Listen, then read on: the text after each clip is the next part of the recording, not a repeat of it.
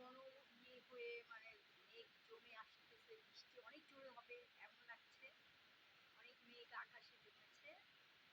সেটা মানে আমি আজকে ভিডিও করে আপনাদের দেখালাম।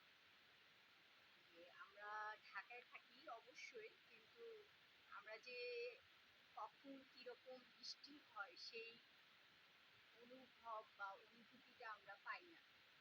তো সেই জন্য আপনাদের আমরা অনেক সময় এখন দেখা যাচ্ছে সবাই মানে আপনার মোবাইল নিয়ে ব্যস্ত থাকে।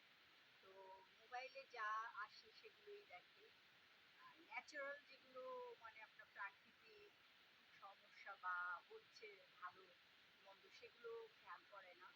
তো আজকে আমি তুলে ধরলাম যে বৃষ্টি হওয়ার আগে যেই আপনার মেঘটা জমে সেই জিনিসটা আমি দেখালাম আপনাদের। দেখেন যে আকাশটা অনেক অন্ধকার